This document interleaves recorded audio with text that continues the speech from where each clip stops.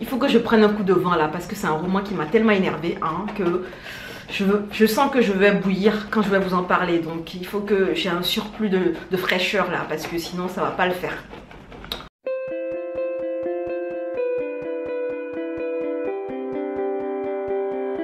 Hello!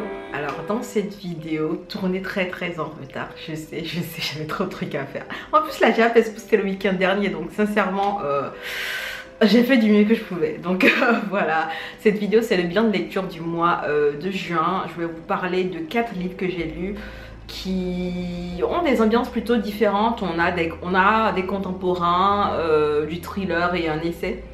Ou un livre d'histoire, je sais pas trop dans quelle catégorie le mettre finalement parce qu'il est plutôt particulier.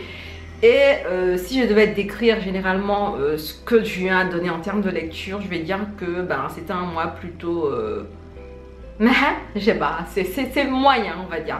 J'ai pas eu que des coups de cœur quoi, voilà pour résumer ça aussi, pour résumer ça de manière très carrée.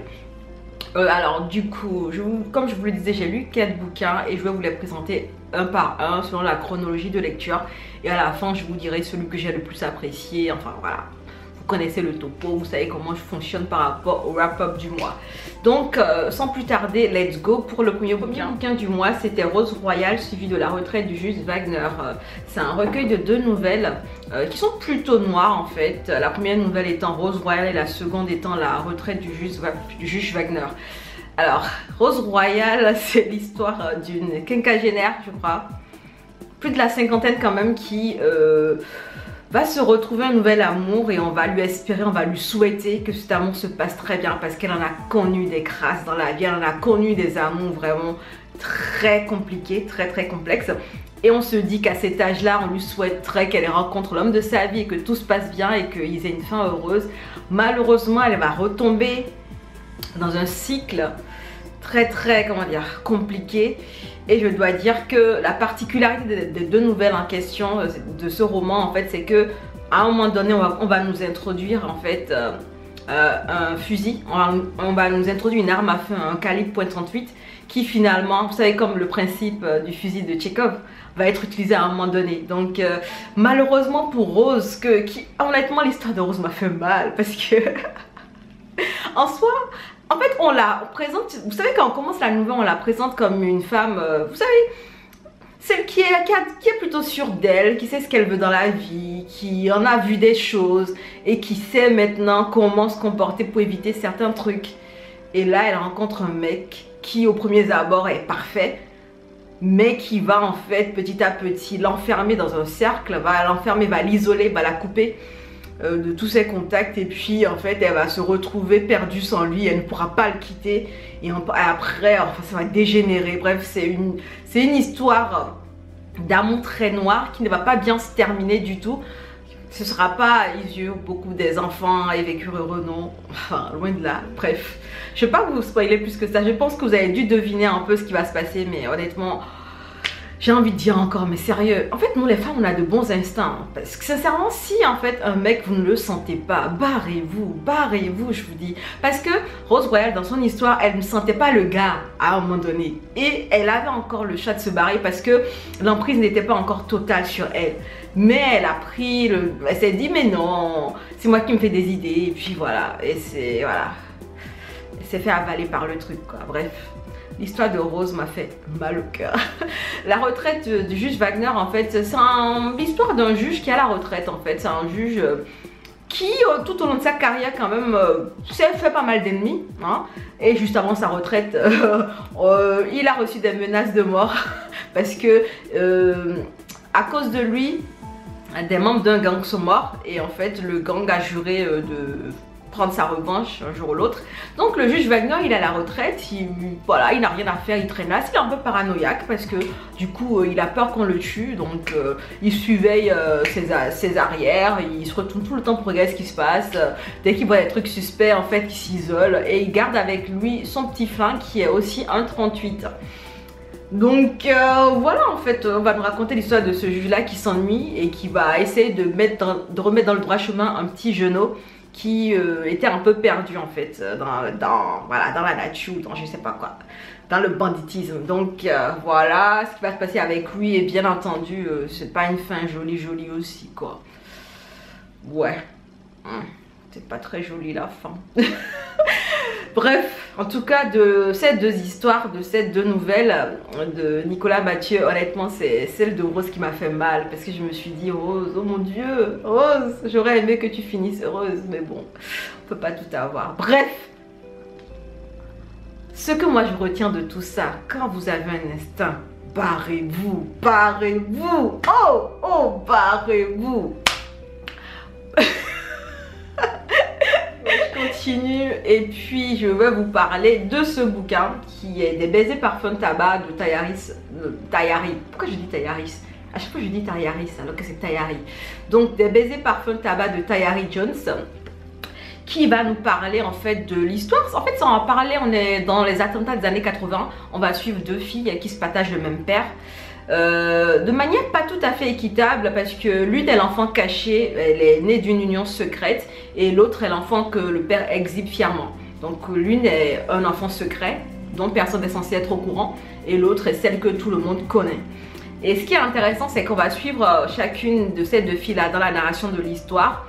Et en fait, chacune raconte l'histoire de ce père là qui est bigame finalement, qu'elle se partage, et de chacun des foyers en fait auquel le père y pouvoir entre griffes. Le second foyer, je pense pas qu'il pouvoir tant que ça, hein, parce que la femme du second, enfin le second foyer, la femme elle est plutôt débrouillarde et elle s'en sortait plutôt bien. Donc honnêtement, oh putain j'ai chaud, pardon. Il fait chaud. Un instant. Vu qu'on n'est pas sur des studios télé en fait, you gotta do what you gotta do. On fait selon les moyens de boire, hein. Donc je vous disais que du coup on va suivre l'histoire de ces deux filles là qui vont grandir dans des foyers complètement à l'opposé, puisque enfin pour moi en fait la polygamie c'est quelque chose dont c'est quelque chose dont je suis au courant, parce que c'est pratiqué beaucoup en Afrique. Et là en soi je me suis dit mais les gars ils ont toupé, ils ont exporté un truc aussi moche aux États-Unis. Bref voilà. Et honnêtement, ce qui est intéressant avec l'écriture de Tayari Jones, c'est que c'est plutôt... En fait, elle écrit plutôt bien. Et honnêtement, les scènes qu'elle décrit sont criantes de vérité. Ce sont des scènes qui peuvent se passer dans des couples bigames ou polygames ou tout ce que vous voulez en fait. Et honnêtement, j'ai trouvé ça intéressant dans le sens où, avec les deux narrations qu'elle a proposées dans le livre, en fait, on a le psyché de chacune des filles. Et finalement, il y a un élément qui m'a fait tilt dans la narration de la fille chérie. C'est qu'elle avait un regard à un moment donné sur la fille cachée. Un regard que la fille cachée n'avait pas sur elle-même. Du coup, ce qu'elle pensait d'elle-même était biaisé dans sa narration à elle. Donc, honnêtement, les deux types de narration se complètent, je trouve, et rentrent plutôt bien. Et honnêtement, bien entendu, on sent poindre le drame familial, le clash des familles. Oh là là, je transpire de ouf. Oh, attendez, je suis repartie pour un coup. Oh. Mais on dirait, est-ce que je ressens pas un peu à Whitney avec le vent, à cheveux au vent et tout ça comme ça. Je raconte n'importe quoi. La chaleur m'a crevé le cerveau, je sais plus ce que je raconte, je crois. Donc tout ça pour dire que c'est une lecture qui est plutôt intéressante. Oh là là, okay. Tout ça pour dire que c'est une lecture qui est plutôt intéressante. On sent poindre le drame et ça n'a pas manqué en fait. Et c'est une fin... La fin était plutôt triste parce que de toutes les manières, la plus grosse des narrations sera celle de la fille cachée. Donc on a mal pendant qu'elle raconte l'histoire. Et pendant que le drame arrive aussi, on a mal. Et de l'autre côté aussi, tu as la fille chérie qui raconte comment le drame va voir le bout du nez. Et honnêtement, le pic de tension là est à son comble sur la fin. Et honnêtement, c'est hyper réaliste, mais c'est triste comme fin quand même. Voilà ce que j'ai à dire, je ne vais pas spoiler plus que ça. C'était une lecture qui était plutôt pas mal dans son entièreté, que j'ai bien appréciée.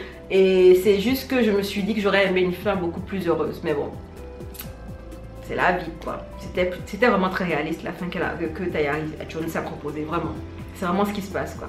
Et puis sincèrement les hommes là, les bigames là. Est-ce qu'on peut militer en fait pour les mettre tous en prison? Non mais c'est quoi ces genres de mecs? En parlant de mecs, mais aucun des gars en fait dans ce livre n'est intéressant en fait. On les déteste tous. Si vous lisez ce livre, si vous n'avez pas une bonne estime des hommes avant de commencer à lire ce bouquin, je vous jure qu'à la fin, vous n'aurez toujours pas une bonne estime d'eux. Ce sera pire en fait. Ce sera pire parce que tous les mecs de cette histoire sont des poubelles. Des poubelles. Le père qui est bigame, qui n'assume rien, c'est un trouillard, qui détale dès qu'il voit le moindre petit problème. Son frère à lui qui est un peu heureux, qui ne vit que par le regard de son frère.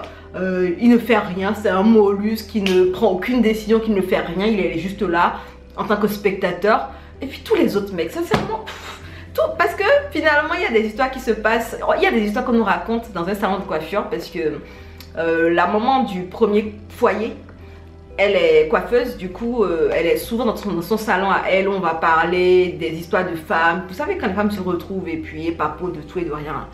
Donc elle va beaucoup parler des relations des femmes avec leur mari et tout ça. Donc on a des histoires où les hommes ne sont pas vraiment des enfants de cœur, ce sont même des salauds, hein, disons-le. Ce sont de gros salauds. Et il y a plein de petites histoires comme ça en fait. Je me rappelle que lorsqu'on faisait le débrief avec Dispoil, le groupe Dispoil, en fait il y a eu beaucoup d'éléments qui étaient rentrés en considération. On avait abordé le Pretty Privilege, je crois. On avait abordé aussi les cheveux et la place que ça avait dans la société, dans la communauté noire des années 80. Est-ce que avoir de beaux cheveux était signe de beauté? Enfin, on a abordé tous ces sujets là, donc je vous invite à aller voir le débrief qu'on a fait. Il est disponible sur la chaîne YouTube de Dispoil. Je vais mettre le lien en barre d'infos, je crois, même pour que vous puissiez aller faire un tour pour regarder tout ce qu'on s'est dit à l'époque. Et sincèrement, c'était des discussions plutôt intéressantes, donc n'hésitez pas à aller faire un tour et ça résume plutôt très bien le livre. Donc voilà, pour des baisers, parfums, tabac. Ensuite, j'ai lu l'histoire de l'esclavage de la traite négrière, 10 nouvelles approches. En fait, c'est sous la direction de Mark Champson. C'est un collectif d'auteurs. En fait, on a des historiens, des politiciens, des réalisateurs, des journalistes, des personnes qui sont passionnées par la traite négrière et l'esclavage qui vont... chacun va proposer une nouvelle approche de ce sujet-là. Ils vont aborder entre autres en fait l'impact économique que la traite négrière a eu sur l'Europe ou sur les pays qui l'ont pratiqué. Il va essayer aussi d'aller au niveau de différents continents où la traite... Oh là là, est-ce que vous voyez comment je transpire? Aujourd'hui il fait 38. Est-ce qu'on n'est pas allé à 40 vers 14 h?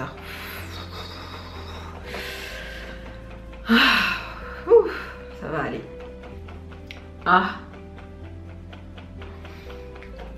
Finesse. Donc je disais que en fait les 10 personnalités qui vont proposer une nouvelle approche dans c'est un essai ou un livre d'histoire, je ne sais même pas dans quelle catégorie le mettre en fait. En fait, ils vont nous parler du rôle des femmes pour la révolution. Au niveau, enfin, du rôle des femmes esclaves lors de la révolution des esclaves. Ils vont nous parler des impacts économiques que la traite négrière a eu sur les pays qui l'ont pratiquée et en fait la répartition aussi des terres ou des biens dans chacun des pays où elle a été pratiquée, parce que les héritiers ou les descendants des maîtres de l'époque ont toujours conservé les plantations et ont eu... Oh mon Dieu. Et attendez, et ont eu un début dans la vie bien meilleur que les esclaves qui sont partis eux du coup de rien. Donc il y a des petites analyses, des comparaisons qui sont faites dans ce sens-là.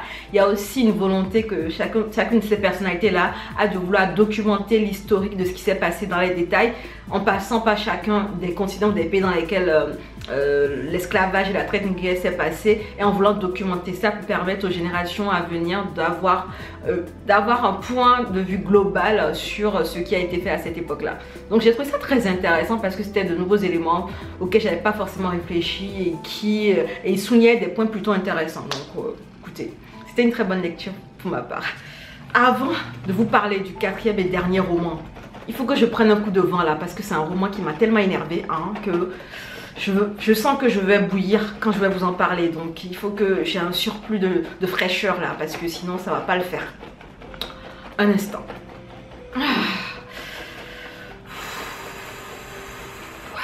ce bouquin. Oh là là, il m'a énervé ce bouquin. Oh, il m'a énervé. Bref, dernier bouquin du mois de juin, c'était... comment ça s'appelle? Pas de secret entre nous de Samantha Downing. C'est censé être un thriller en fait, ou suspense, c'est ce qui est marqué. Hein. Donc l'histoire est celle en fait d'un couple, monsieur et madame tout le monde. En fait, ils ont 2 enfants et quand ils ne sont pas occupés à aller déposer les enfants à l'école ou à les amener dans leurs activités extrascolaires et tout ça, ben monsieur et madame tout le monde, qui sont des voisins plutôt très charmants, passent leur temps à planifier des enlèvements, des séquestrations et des meurtres. Donc voilà, on a un couple plutôt particulier dans son hobby en fait, qui va nous être compté sous le prisme du papa de la famille. Et c'est là que moi j'ai un problème, parce que le papa de la famille, il est chiant dans sa narration. Il est grave chiant. Il est tellement chiant que j'avais envie de lui dire ferme-la, ferme-la, ta narration elle est horrible. Oh, il m'a grave énervé le père. Je sais pas, il m'a tellement énervé le père. En fait, c'est quelqu'un, enfin, quand je dis quelqu'un, enfin, le livre nous est présenté sous le prisme du père qui nous raconte l'histoire. Et quand il nous raconte l'histoire, c'est aujourd'hui je me suis réveillée, j'ai posé les enfants à l'école. Après, je suis allée sur internet pour regarder s'il y avait des filles qui correspondaient aux critères de notre sélection. Ah, il y a ma femme que je trouve juste trop belle, elle est trop canon, je la désire trop. Ah, mon fils, il boude, pourquoi il me fait du chantage. Ah, j'ai fait ceci. En fait, je trouvais que sa manière de raconter le truc était très monotone. En fait, c'était trop banal en fait. Je ne sais pas si ça a été voulu ainsi. Si ça a été voulu ainsi, je ne pense pas que ce soit une bonne manière de casser avec le côté du couple banal en fait. Je sais pas en fait. Mais honnêtement, la narration était horrible, j'avais du mal. Et puis finalement, le suspense, il n'était pas au rendez-vous à ce point-là. Je m'attendais... à une résolution plutôt beaucoup plus intéressante que ça, où on a eu une résolution facile. Et puis honnêtement, ouais, c'était pas vraiment très intéressant ce qui se passait dans cette histoire. Il y avait quelques rebondissements à droite et à gauche, mais bon, en soi, non, c'était pas quelque chose de nouveau quoi. Sincèrement, c'était du vu, du revu, du revu, du réchauffé, du froid. Je sais même pas comment l'expliquer. Honnêtement, c'était pas ma meilleure lecture du mois de juin, ça c'est sûr. C'est une lecture qui m'a beaucoup fait fumer là. Et puis en soi, il y a un truc qui m'avait énervé parce que vous savez, moi je vous ai dit que moi j'aime bien lire. Je lis les prologues. Hein. Quand je commence un bouquin, je lis tout avant de commencer l'histoire du bouquin. Et en fait, ils ont fait l'erreur de mettre quelque chose au début. Hein? Vous savez la partie où on présente l'auteur et tout ça, et Je vais vous lire ce qu'ils ont écrit sur elle, qui m'a donné en fait des attentes par rapport au livre. Attentes qui ont bien été attentes qui ont été bien entendu balayées du revers de la main. Genre on me les a balancées loin en mode pâteux. Bref, je vais vous lire ça. Ils ont dit: Samantha Downing vit à la Nouvelle-Orléans. Fascinée par les histoires depuis sa plus tendre enfance, elle rêvait d'écrire des romans si captivants que ses lecteurs ne pourraient pas lâcher ses livres, y compris en pleine rue, au risque d'entrer en collision avec un mur. Elle n'a jamais pris de cours d'écriture. Après avoir commis une dizaine de romans qu'elle jugeait elle-même mauvais, elle envoie finalement aux éditeurs Pas de secret entre nous. Cette histoire-là, se dit-elle, est peut-être le test renversant qu'elle voulait écrire depuis longtemps. Si je lisais ce bouquin dans la rue, je l'aurais lâché depuis. Enfin, est-ce que vous comprenez en fait ce que je veux dire avec les attentes?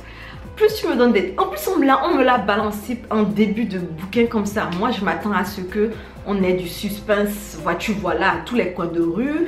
Qu'on ait en fait une réflexion de ouf pour le couple assassin qui doit planifier leur enlèvement, leur séquestration et leur truc là. Mais non, en fait, la plupart du temps, tous les éléments d'action réels sont cachés. C'est-à-dire qu'on nous les rapporte à la fin. C'est pas qu'on le vit, on ne vit pas les actions en fait. La séquestration, on ne la vit pas, on entend juste, ben, on l'a gardé tant de jours et on est là en mode, mais de quoi est-ce qu'il parle en fait? C'est comme s'il ne faisait rien. Rien d'extraordinaire, je sais pas. J'ai l'impression que c'était la facilité en fait de nous raconter. Vous savez, c'est comme dans les films où parfois on veut tuer le méchant et vu que on n'a plus, enfin ils ont plus, enfin non, c'est dans les séries, on veut tuer un personnage et vu qu'ils n'ont plus les droits de l'inviter ou bien ou bien l'acteur n'a plus le temps de venir au tournage, ils vont le tuer en off en fait, off screen pour nous montrer, ils vont juste sortir une phrase pour dire ah oui il est mort la fois dernière, je sais pas. Il y avait beaucoup de ça dans l'histoire de Pas de secret entre nous. Et le père qui racontait l'histoire, il était horrible, il était vraiment très très ennuyant, donc c'était pas terrible sincèrement. C'était pas un très bon choix selon moi de raconter l'histoire sous son prisme, donc voilà. Voilà ce qu'il en est pour mes lectures du mois de juin. Si je devais les classer par ordre de préférence, je dirais que celui-ci est mon préféré du mois. Ensuite, on aura celui-ci qui vient en deuxième position. En troisième position, oh là là, en troisième position, on aura Rose Royale. Et puis pour finir, vu que j'ai pas le choix, je le mettrai celui-là en dernière position. Donc voilà. Voilà. Bref, je sais que j'ai tourné cette vidéo hyper tard, mais bon, vous inquiétez pas, je vais essayer d'être... Je me dis que pour les prochaines, en fait, je vais les tourner plus tôt. C'est juste que j'y arrive pas encore, mais je pense que techniquement, je vais pouvoir le faire bientôt. Donc, je suis en train de m'exercer là pour pouvoir les tourner de plus en plus tôt. On verra bien ce que va donner celle du mois de juillet. Anyway, n'hésitez pas à me mettre en commentaire ce que vous avez lu en juin, à me proposer des livres super intéressants ou à donner des avis peut-être contradictoires à ceux que j'ai donné des 4 bouquins que je vous ai cités, j'en sais rien. On se dit à bientôt dans une prochaine vidéo et en attendant, prenez soin de vous. Allez, ciao!